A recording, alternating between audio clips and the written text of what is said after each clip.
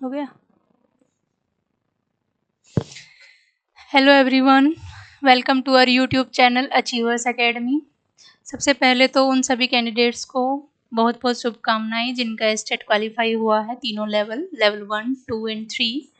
अब बात कर लेते हैं उन कैंडिडेट्स की जिन कैंडिडेट्स का अब पीजीटी मैथमेटिक्स क्वालिफाई हुआ है और उनको अब आगे कैसे तैयारी करनी है, इसी तैयारी में और क्या ऐड करने की ज़रूरत है कि वो स्क्रीनिंग में एलिजिबल हो पाए, स्क्रीनिंग क्लियर कर पाए। ठीक है, आपको पता होना चाहिए जब आप एस्टेट पीजीटी या टीजीटी क्वालिफाई कर लेते हो तो एक आपको 3 स्टेप्स फिर से करने होते हैं। सबसे पहले होता है स्क्रीनिंग टेस्ट जो एचपीएससी कंडक्ट करवाता है, स्क्रीनिंग। उसके बाद होता है सब्जेक्ट नॉलेज टेस्ट यानी कि सब्जेक्टिव, और देन इंटरव्यू। तो जो आपका स्क्रीनिंग होने वाला है वो अगेन ऑब्जेक्टिव होगा और वो भी क्वालिफाइंग नेचर का होगा। ठीक है, तो जो स्क्रीनिंग है उसमें 100 क्वेश्चन होंगे, सिर्फ और सिर्फ सब्जेक्ट का ही होगा। तो उसमें आपको क्या पढ़ने की ज़रूरत है, मैं ऑफिशियल नोटिफिकेशन से आपको बता देती हूँ कि सिलेबस क्या है आपका। आपका सिलेबस यही है 9 to 12, तो यही सेम आपको करना है। मैं ऑफिशियल सिलेबस निकाल रखा है मैंने, इसी में ही बता देती हूँ आपको कि आपको एक्स्ट्रा क्या पढ़ना है। देखिए,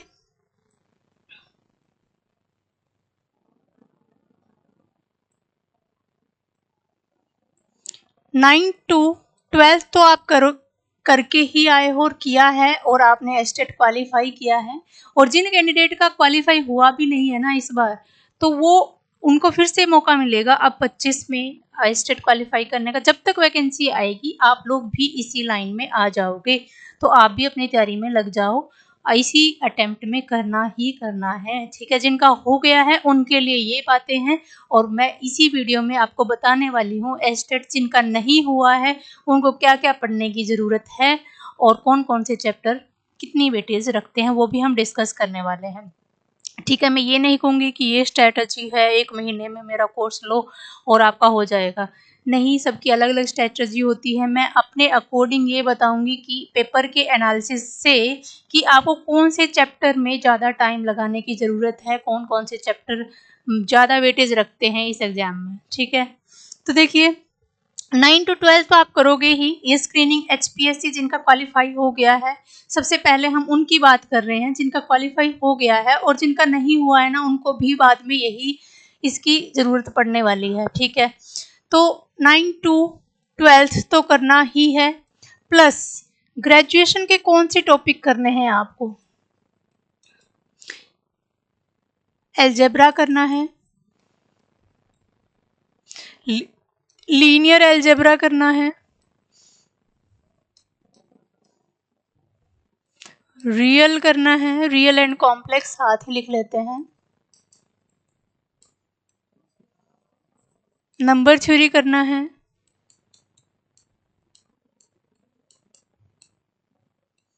प्लस आपको स्पेशल फंक्शन करना है।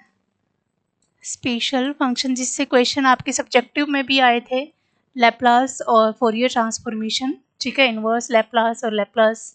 ठीक है, तो ये टॉपिक आपको ऐड ऑन कर लेने हैं अपनी तैयारी में जो आपने की है 9 to 12।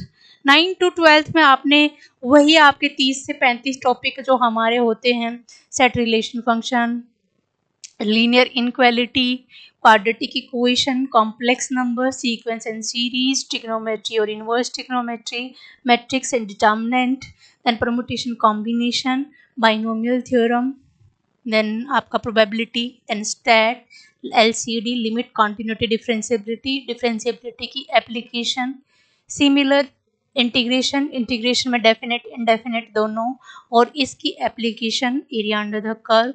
ठीक है, डिफरेंशिएबिलिटी में मैक्सिमा, मिनिमा, नॉर्मल, टेंजेंट की कंडीशन। देन ज्योमेट्री पे आ जाते हैं हम। ज्योमेट्री में सबसे पहले द पॉइंट, जहाँ से हम पॉइंट्स के बीच की डिस्टेंस सीखते हैं।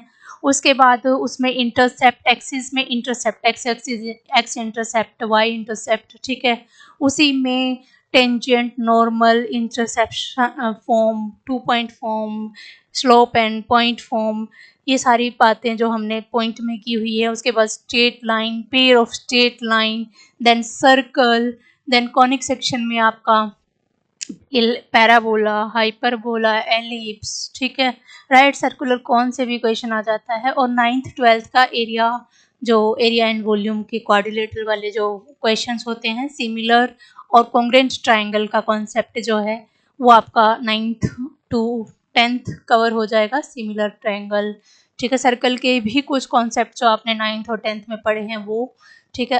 अदरवाइज सर्कल की वीडियो मैंने यूट्यूब पे भी अपलोड की हुई है, सर्कल से रिलेटेड 0 से हायर पॉइंट तक हमने सर्कल डिस्कस किया हुआ अपनी क्लास में कि सर्कल से किस किस टाइप के क्वेश्चन बन सकते हैं, ठीक है, सिमिलर और बाकी चैप्टर्स में भी। उसके साथ ही ज्योमेट्री के साथ वेक्टर, वेक्टर से हमेशा क्वेश्चन आता है, ठीक है। ये सारे टॉपिक जो 9 to 12 आपने किए हैं एस्टेट के लिए तैयार, उसी में ऐड ऑन कर लीजिए एल्जेब्रा। एल्जेब्रा में मैट्रिक्स डिटर्मिनेंट का हायर लेवल, जैसे कि आपने पढ़ा होगा रैंक, सिर्फ रैंक तक आता है या डिटर्मिनेंट दे देगा, पूछ रहा होगा कांस्टेंट से मल्टीप्लाई करके एडजॉइंट का डिटर्मिनेंट क्या होगा, ये हमारे एस्टेट में आ जाता है। स्क्रीनिंग में उसका हाई लेवल रैंक पूछ लेगा, ठीक है। रैंक के बाद वो लीनियर ट्रांसफॉर्मेशन पे ले जाएगा आपको, डायगोनालाइजेबल पे ले जाएगा, डायगोनालाइजेबिलिटी की कंडीशंस, ठीक है। नॉन सिंगुलर मैट्रिक्स की एग्जिस्टेंस जो सब्जेक्टिव में भी पूछता है, अब तक जितनी बार भी हुआ है डायगोनालाइजेबल से या एग्जिस्टेंस ऑफ सिमिलर मैट्रिक्स से, सिंगुलर मैट्रिक्स से हमेशा क्वेश्चन आया है जितने बार भी सब्जेक्टिव हुआ है, ठीक है। इम्पोर्टेंट है आपका ये अलजेब्रा जो आपने ग्रेजुएशन में किया भी हुआ है, ठीक है। नंबर थ्योरी में आपसे Euler function, Peano axioms of division function, sigma और डिवाइजर डीएन, ये सब, और लीजेंड्रे पोलिनोमियल, ये अभी तक पूछा नहीं है तो इतना शायद ये करने की जरूरत नहीं है। Euler phi function, sigma function, DN, tau N, divisors के लिए हम नंबर ऑफ डिवाइजर के लिए जो पढ़ते हैं। उसके बाद आपका आता है लीनियर अलजेब्रा में वेक्टर स्पेस क्या है क्या नहीं है, सब स्पेस की क्या कंडीशंस होगी, सब स्पेस इक्वेशन, देन इसी में भी linear, bilinear form, quadratic form, ठीक है। Then real and complex, real तो आपका कंप्लीट ही दिया हुआ, हम पीडीएफ में भी देख लेंगे कौन कौन से टॉपिक है। कंप्लीट रियल जिसमें function, set relation function starting 11th से स्टार्ट होता है। आईसीएससी में देखो तो 6th क्लास में आपका मैट्रिक्स आ जाता है, सेट आ जाता है, ठीक है। लेकिन सीबीएसई और हरियाणा बोर्ड में आपका जो सेट है वो 11th से स्टार्ट होता है। तो सेट से स्टार्ट हो करके sequence, series, sequence and series, then आपका मैट्रिक्स, मैट्रिक्स तो इसमें अलजेब्रा में ही बता दिया मैंने जैसे, रियल में और sequence and series, sequence and series of functions इसमें भी दिया होगा, सेवरल वेरिएबल सिलेबस में भी देखेंगे आप। कॉम्प्लेक्स नंबर में भी रिप्रेजेंटेशन, पोलर, कार्टिजन, देन आपसे पूछेगा मिलने थॉमसन मेथड से एनालिटिक फंक्शन की condition, necessary and sufficient condition, CR equation, inequality, ठीक है। ये सारा कॉम्प्लेक्स का जो आपने पढ़ना है। नंबर थ्योरी बता ही दिया है, स्पेशल फंक्शन में भी हमने डिस्कस कर लिया। और अब देख लेते हैं कि आपका सिलेबस में मेंशन किया हुआ है, जो इन्होंने सिलेबस ऑफिशियल है ये बिल्कुल, जो लास्ट ईयर की नोटिफिकेशन है एचपीएससी की। तो आप देखो सिलेबस ऑफिशियल ही, जिनका क्वालिफाई हो गया हो, नहीं भी हुआ है उनको भी यही करना है, ठीक है। फिलहाल के लिए वो स्किप कर सकते हैं ग्रेजुएशन के टॉपिक, क्योंकि अभी एस्टेट में नहीं आएगा सिलेबस, वो भी हम डिस्कस करने वाले हैं इसी वीडियो में, ठीक है। पेज नंबर 26 पे ही पहुंचे हैं क्या हम?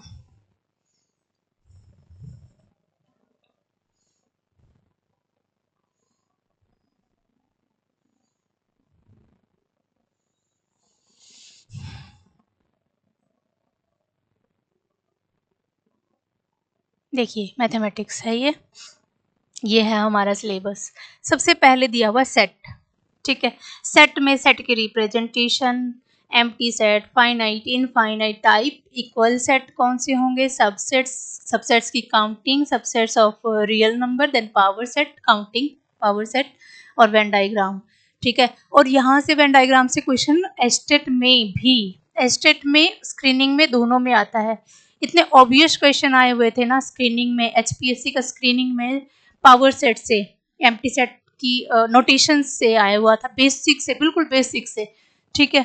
तो यहाँ से क्वेश्चन, या फिर वो जो वेन डायग्राम वाले क्वेश्चन है, इतने लोग मैथमेटिक्स पसंद करते हैं, इतने फिजिक्स पसंद करते हैं, इतने केमिस्ट्री पसंद करते हैं, कुछ इनका कॉमन वाला, कुछ लोग ऐसे हैं जो दोनों को पसंद करते हैं, कुछ ऐसे हैं जो तीनों को पसंद करते हैं।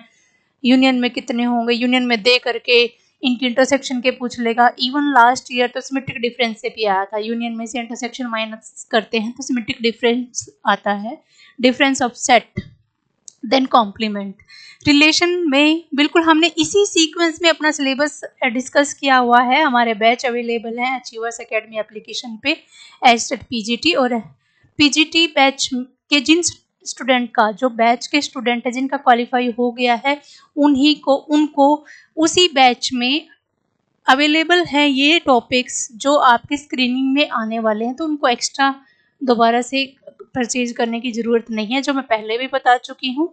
क्योंकि देखिए पहले आपका ग्रेजुएशन के टॉपिक आते थे 23 से पहले, तो हमने पहले से ही ग्रेजुएशन के टॉपिक करवा रखे थे और कुछ वीडियोस मैंने डाल दी हैं। स्क्रीनिंग की तैयारी आप इसी बैच में कर सकते हैं जो ओल्ड स्टूडेंट हैं, और जो नए बच्चे हैं वो कहाँ से खरीदेंगे, एचपीएससी का हमारा अलग से बैच बना हुआ है, एचपीएससी पीजीटी मैथमेटिक्स करके, स्क्रीनिंग और सब्जेक्टिव दोनों का, ठीक है।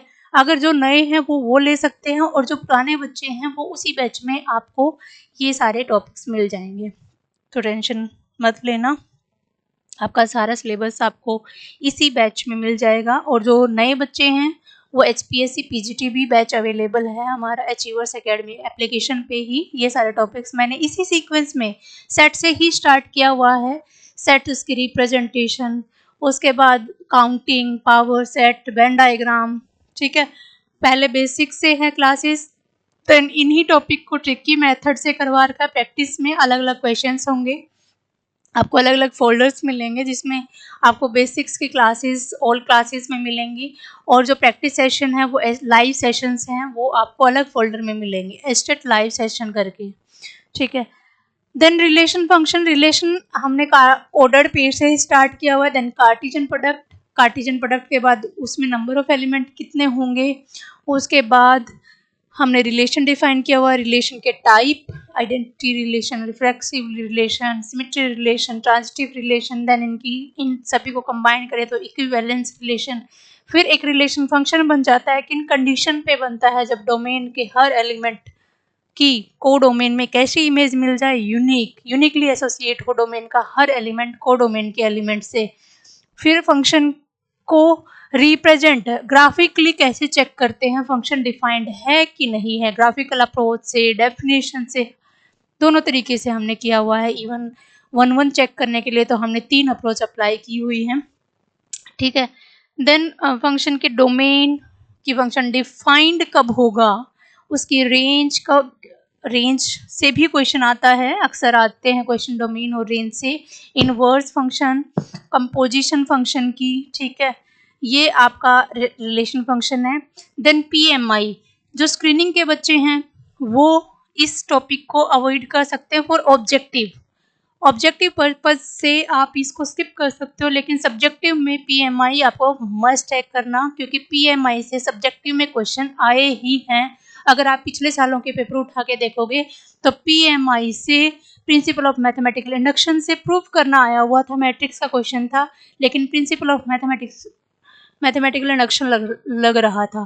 प्रिंसिपल ऑफ मैथमेटिकल इंडक्शन हम रियल पे अप्लाई नहीं कर सकते हैं, रीजन क्या होगा ये सब आप जानते भी होगे, ठीक है, क्योंकि ये तभी अप्लाई होता है, रीजन मैं भी बता देती हूँ आपको, जब प्रिंसिपल ऑफ मैथमेटिकल इंडक्शन हम सिर्फ पॉजिटिव इंटीजर्स, नेचुरल नंबर पे अप्लाई करते हैं, या होल नंबर। आपने देखा होगा 11th क्लास का 4th चैप्टर होता था पीएमआई, जिसमें सभी क्वेश्चन के लास्ट में लिखा होता था this is true for all n belong to natural number या होल नंबर या पॉजिटिव इंटीजर, ठीक है। अब नेचुरल नंबर है अगर, तो हमें ये पता होता है कि नेक्स्ट क्या आएगा। जब हमें ये पता हो कि 1 के बाद 2 2 आएगा, 2 के बाद 3 आएगा, 3 के बाद 4 आएगा, तब भी हम प्रिंसिपल ऑफ मैथमेटिकल इंडक्शन लगा पाते हैं। रियल में इसलिए नहीं लगा पाते क्योंकि हमें ये नहीं पता 1 और के जस्ट बाद 2 आएगा। 1 और 2 के बीच में इनफाइनाइट रैशनल और इनफाइनाइट इरेशनल होते हैं। तो प्रिंसिपल ऑफ मैथमेटिकल इंडक्शन हम सिर्फ होल नंबर जिनमें 0 के लिए ट्रू हो रहा होगा या फिर नेचुरल नंबर या पॉजिटिव इंटीजर पे ही अप्लाई करते हैं। आई थिंक आपको पता होगा ये बात। नेक्स्ट है परमुटेशन कॉम्बिनेशन। परमुटेशन कॉम्बिनेशन से भी एस्टेट हो चाहे स्क्रीनिंग हो, कोई भी कॉम्पिटिटिव एग्जाम हो, परमुटेशन कॉम्बिनेशन से क्वेश्चन आते हैं।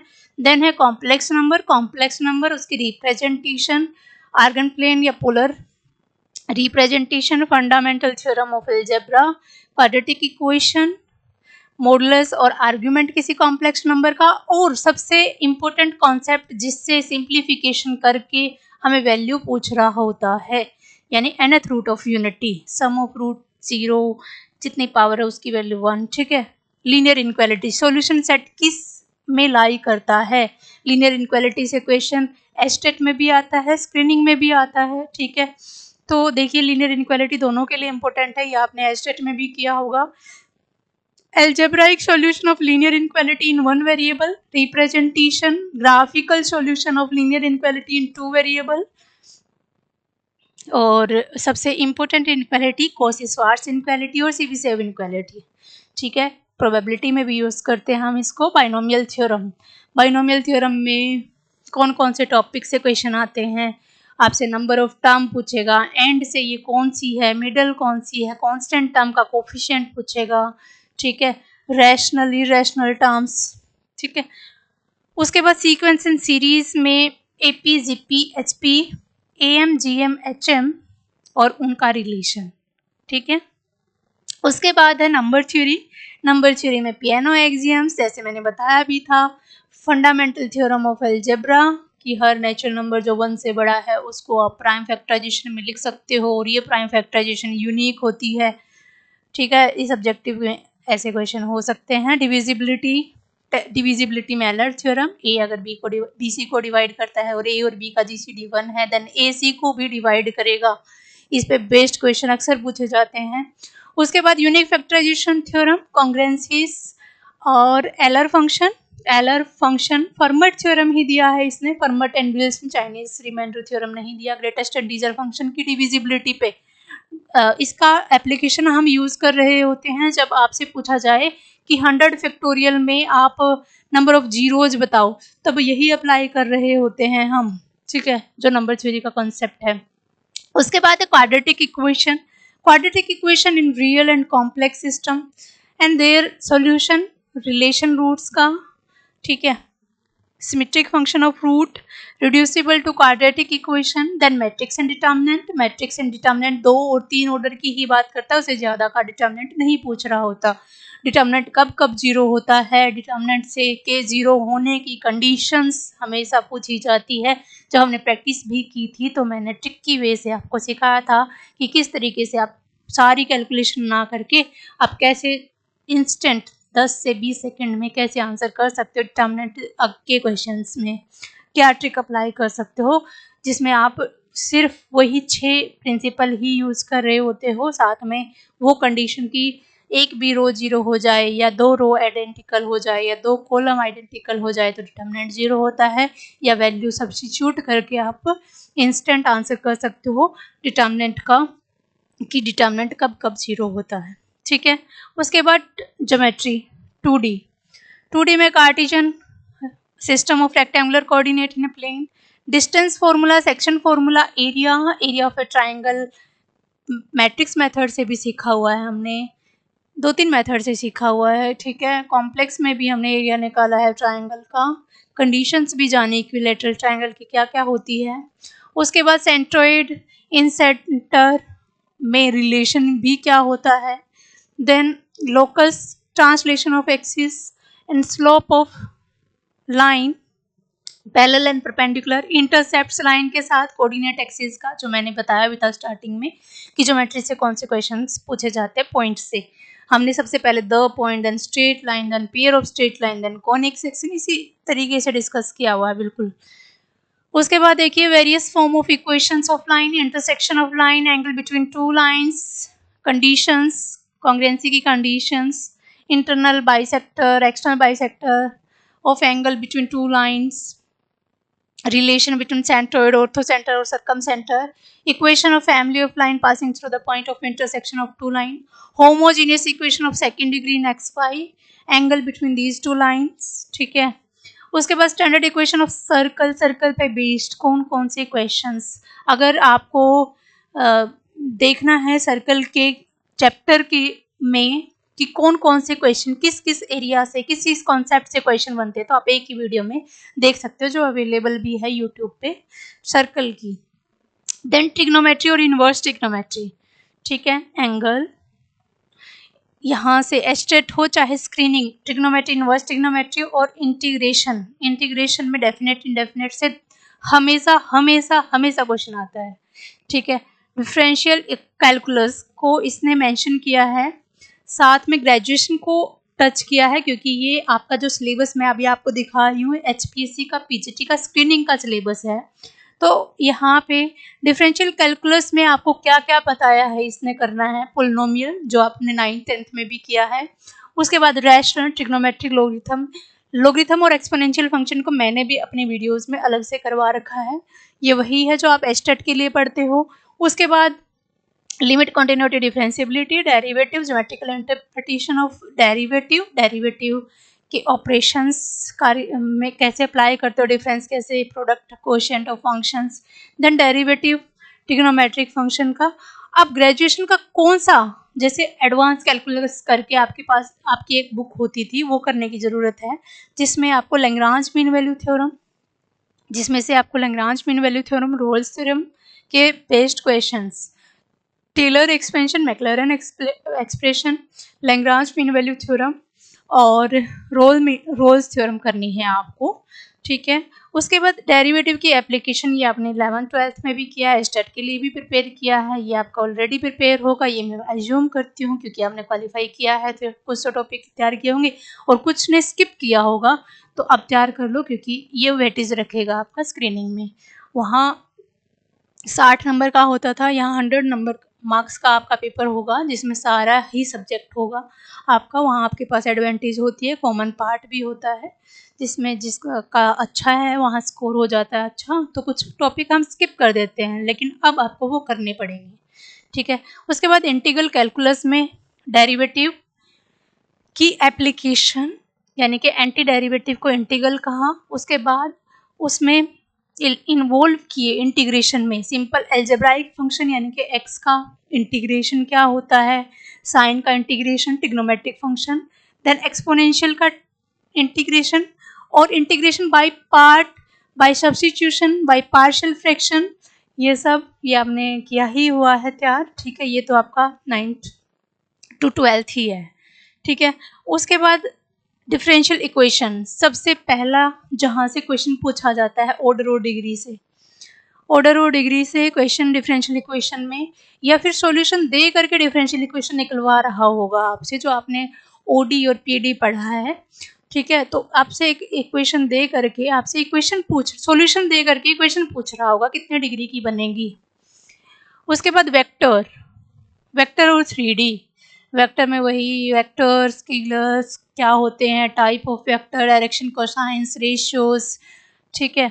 उसके बाद एंगल और प्रोजेक्शन, प्रोजेक्शन तो हमेशा, प्रोजेक्शन से क्वेश्चन वेक्टर में अगर नहीं दिया ना किसी कॉम्पिटिटिव एग्जाम में, चाहे ODT प्लस बी का TGT हो, चाहे PGT हो, KVS हो, NVS हो, एस्टेट का हो एग्जाम, चाहे स्क्रीनिंग एग्जाम हो कोई भी HPSC का, तो प्रोजेक्शन से क्वेश्चन आपको दिखेगा ही दिखेगा वेक्टर में, और जिस पे प्रोजेक्शन देख रहे होते हैं उसी के साथ डॉट प्रोडक्ट और उसी के मैग्नीट्यूड से डिवाइड करना होता है, ठीक है। अगर नहीं भी पता बेसिक्स का कैसे क्या होता है आपको किसी वेक्टर पे प्रोजेक्शन, तो जिस भी वेक्टर की प्रोजेक्शन दूसरे वेक्टर पे देख रहे हो तो उसके साथ उसकी डॉट प्रोडक्ट के करके उसके मैग्नीट्यूड से, जिस वेक्टर पे देखोगे उसके मैग्नीट्यूड से डिवाइड करना है, ठीक है। ये प्रोजेक्शन होती है, क्रॉस और डॉट प्रोडक्ट, सिंपल।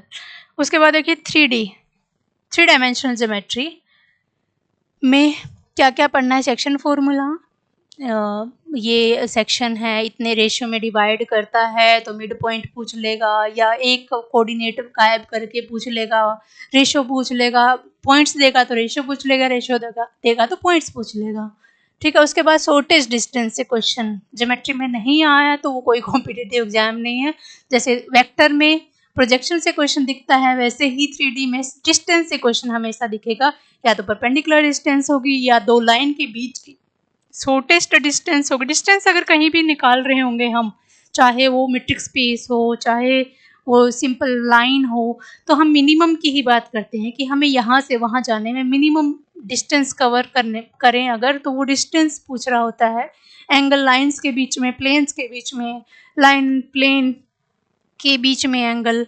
ठीक है, उसके बाद distance of a point from a plane, scalar vector triple product, graduation, vector calculus, advance calculus आ चुका है पहले, Lagrange theorem, Rolle's theorem, Maclaurin theorem, ठीक है, टेलर एक्सपेंशन।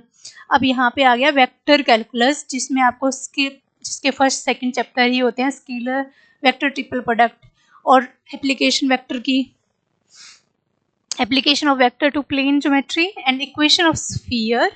स्फीयर की कौन कौन सी फॉर्म, सिर्फ और सिर्फ डायमेट्रिक फॉर्म। ठीक है, स्फीयर की कौन सी फॉर्म दी है, सिर्फ और सिर्फ diametric form.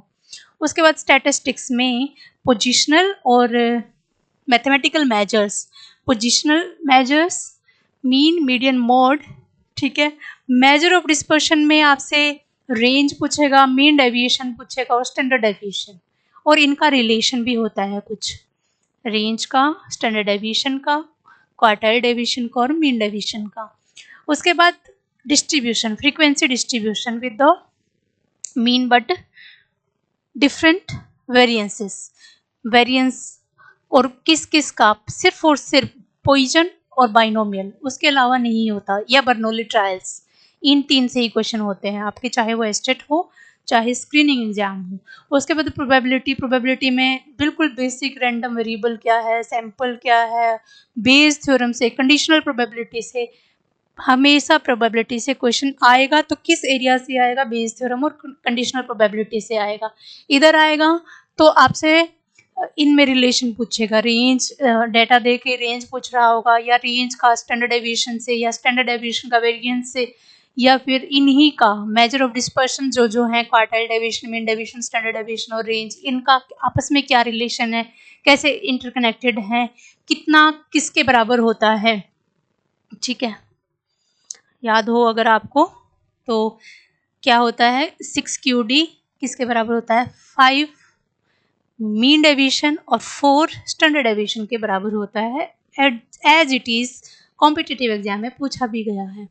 Linear algebra, linear algebra में vector spaces, examples, vector space है कि नहीं है, क्वेश्चन इस टाइप के, वेक्टर स्पेसेस बनता है कि नहीं बनता, सब स्पेस है कि नहीं है, इंडिपेंडेंट वेरिएबल, इंडिपेंडेंट और डिपेंडेंट, एग्जिस्टेंस ऑफ बेसिस।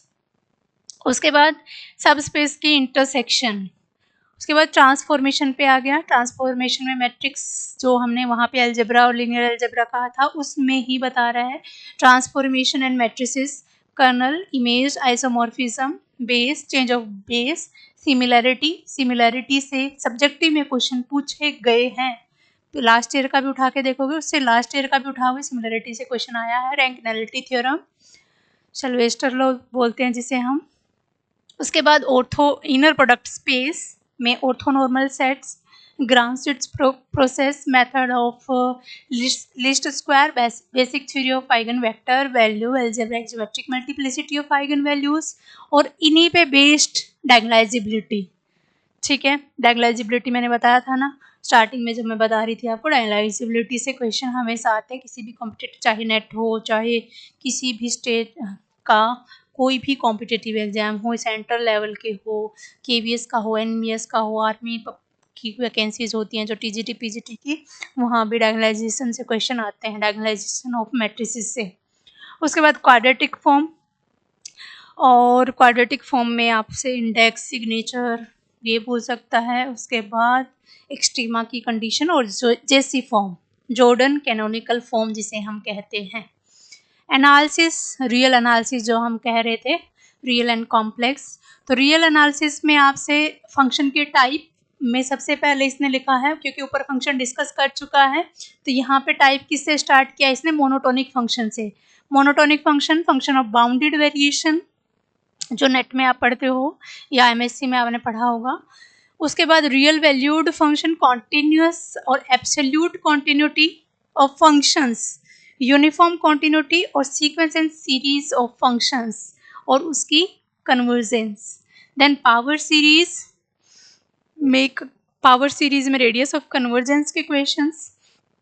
उसके बाद integration, change of variable in multiple integration, uniform convergence of proper improper integral. Real analysis में ग्रेजुएशन में आपने पढ़े हैं, दूसरा चैप्टर होता था, ठीक है। पहला chapter Riemann integration, then proper improper integral second chapter. डिक्ले integral, Liouville extension, introduction to n dimensional Euclidean space, open close interval, compact set, Bolzano Weierstrass theorem, Heine Borel theorem, maxima minima of function of several variable, maxima minima of functions.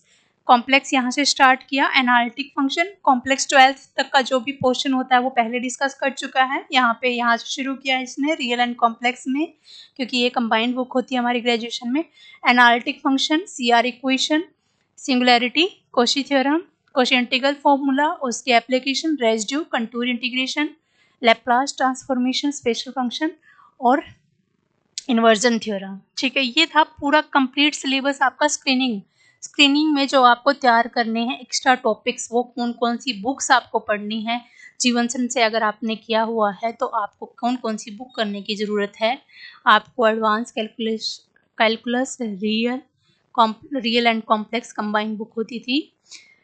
Then linear algebra और algebra, simple algebra जो first year में होता है, number theory, और differential equation में order degree से या solution तक, सॉल्यूशन है तो वहाँ से सॉल्यूशन से डिफरेंशियल इक्वेशन कैसे बनती, कितने ऑर्डर की, कितने डिग्री की बनेगी, वो आपको थोड़ा सा बेसिक होना चाहिए डिफरेंशियल इक्वेशन का, जहाँ से क्वेश्चन आते हैं। उसके बाद लीनियर एल्जेब्रा हो गया, एल्जेब्रा हो गया, रियल एंड कॉम्प्लेक्स हो गया, स्पेशल फंक्शन हो गया, एडवांस कैलकुलस हो गया, और स्फीयर का सिर्फ और सिर्फ डायमेट्रिक फॉर्म, ठीक है। ये एक्स्ट्रा टॉपिक्स हैं जो आपको तैयार करने हैं, और साथ के साथ अपना वो भी रिवाइज करते रहो, वो भी अपनी वेटेज रखेगा। सिमिलर एस्टेट में आपको एस्टेट का भी ऑफिशियल सिलेबस दिखाती हूँ, 3 पार्ट्स में डिवाइड किया था इन्होंने। ये एस्टेट का नोटिफिकेशन है, एस्टेट का ऑफिशियल सिलेबस मैथ्स का, जिसमें आपको ये देखिए 3 पार्ट्स में डिवाइड किया था। सबसे पहला पार्ट नंबर सिस्टम, एस्टेट के एस्पिरेंट्स जो 2025 देने वाले हैं, जो एलिजिबल हो सकते हैं, नहीं जब तक वैकेंसी आती है आप भी एलिजिबल हो सकते हो, आप ये सारे टॉपिक अच्छे से तैयार कर लो, ठीक है। जिसमें फर्स्ट पार्ट में क्या डिफाइन किया, number system, arithmetic and trigonometry, ठीक है। नंबर सिस्टम में एक मिनट, पीजीटी, ये जो है ये टीजीटी का सिलेबस है, ठीक है। ये मैथ का ही है, टीजीटी का है, लेकिन टीजीटी तो आपका कर चुके हो। और टीजीटी स्क्रीनिंग की जो तैयारी करने वाले हैं, टीजीटी जिसका हो गया है, एस्टेट मैथमेटिक्स का टीजीटी जिसका हो गया, स्क्रीनिंग की अगर तैयारी कर रहे हो तो आपको भी 9 to 12 तैयार करना होगा स्क्रीनिंग के लिए, ठीक है। ये तो तैयार है ही आपका, 9 to 12 भी तैयार कर लीजिए।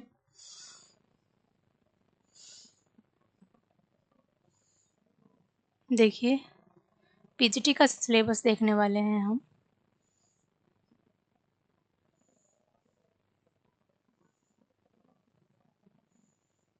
कंप्यूटर नहीं, कहीं था 82,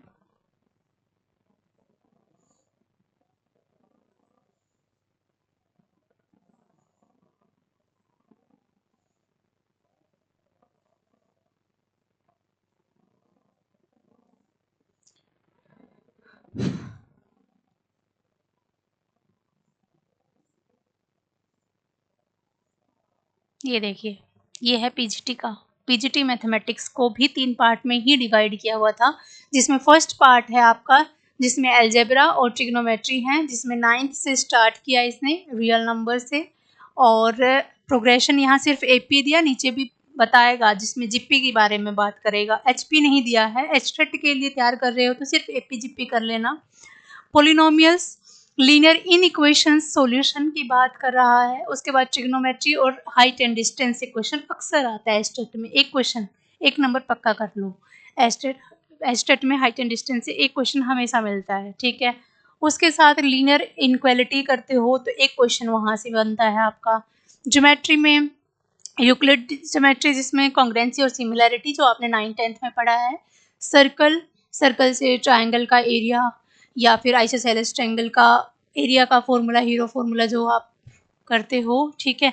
उसके बाद स्टैटिस्टिक्स में वही central tendency, mean median mode, और मेजर ऑफ डिस्पर्सन में वही वेरिएंस, स्टैंडर्ड डेविएशन जो हमने अभी एचपीएससी के सिलेबस में देखा था। ये एज इट इज़ स्टैट और प्रोबेबिलिटी का सिलेबस है जो हमेशा स्टैट और प्रोबेबिलिटी से 2 से 3, 3 से 4 क्वेश्चन हमेशा मिलते हैं। प्रोबेबिलिटी में कंडीशनल प्रोबेबिलिटी से, स्टैट में मीन का वेरिएंस किस डिस्ट्रीब्यूशन में, सिर्फ 3 distribution, Bernoulli trial, binomial distribution और पॉइजन डिस्ट्रीब्यूशन की कंडीशन से। Mean median measure of dispersion में रेंज, कुछ डेटा दे के रेंज पूछ रहा होगा जो हाईएस्ट में से लोएस्ट माइनस करके निकाल लेते हैं हम। उसके बाद सेट रिलेशन फंक्शन जो वहाँ डिफाइन किया था वही है, एलजेब्रा भी वही है। ये सारा ये ऑफिशियल सिलेबस आपका एस्टेट का, कहीं भी कोई भी किसी भी जगह पे इसने ग्रेजुएशन का कोई भी टॉपिक नहीं दिया, 9 to 12 ओनली, ठीक है। आपको एस्टेट के लिए, एस्टेट पीजीटी एस्टेट के लिए आपको और टीजीटी स्क्रीनिंग के लिए ये सिलेबस करना है आपको, ठीक है। कैलकुलस में वही लिमिट, कॉन्टिन्यूटी, डिफरेंशिएबिलिटी, वेक्टर और 3D, ठीक है। ये कंप्लीट सिलेबस है आपका एस्टेट का।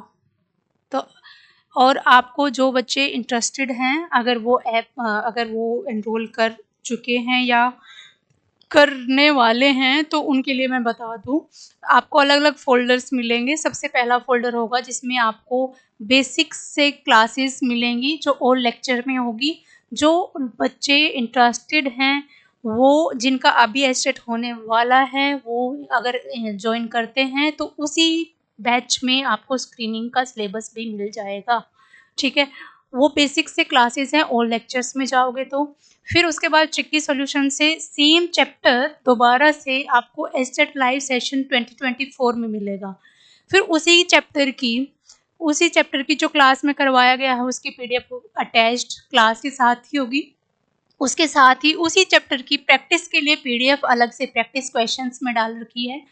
उसी चैप्टर का मॉक भी दिया हुआ है, आप वो मॉक भी करके देख सकते हो, अपने आप को एनालाइज कर सकते हो कि आपका ये टॉपिक तैयार हो गया है कि नहीं। मान लो कि आपने वेक्टर ही किया, वेक्टर को आपने पहले बेसिक से किया, फिर ट्रिक की सॉल्यूशन से किया, उसके बाद आप देखना चाहते हो कि आप कर पा रहे हो, प्रैक्टिस पीडीएफ से किया, फिर आप सारा करने के बाद आप मॉक देना उसी चैप्टर का, वो भी अवेलेबल है। उसी में मॉक टेस्ट है चैप्टर वाइज, जितने हमारे 30-35 चैप्टर्स हैं, इनके हर एक चैप्टर के मॉक टेस्ट हैं। 20 क्वेश्चंस मिलेंगे आपको हर चैप्टर के। वो आपके इसी बैच में जो पीजीटी है, जो पीजीटी बैच लेना चाहते हैं, अगर वो पीजीटी के लिए एनरोल कर रहे हैं तो स्क्रीनिंग बैच उनको उसी बैच में मिलेगा। स्क्रीनिंग का सिलेबस, स्क्रीनिंग में जो एक्स्ट्रा ऐड हुआ है, जैसे कि आपका रियल एंड कॉम्प्लेक्स हो गया, रमान इंटीग्रेशन, ये सब, ठीक है। उसके बाद अलजेब्रा और लीनियर अलजेब्रा, नंबर थ्योरी, ये आपको उसी बैच में ही मिलेगा, अलग से परचेज करने की ज़रूरत नहीं है। और जो पुराने हैं उनको तो फोल्डर दिख ही गया होगा, उनका मैं फोल्डर अलग से बना भी दूंगी वैसे, ठीक है। और क्या बताना है भाई, देखो, और जो ऑलरेडी खरीद रखा है उनका तो उसी फोल्डर में मिल ही जाएगा। जो नए बच्चे खरीदना चाहते हैं वो एचपीएससी पीजीटी मैथ वाला बैच ले सकते हैं।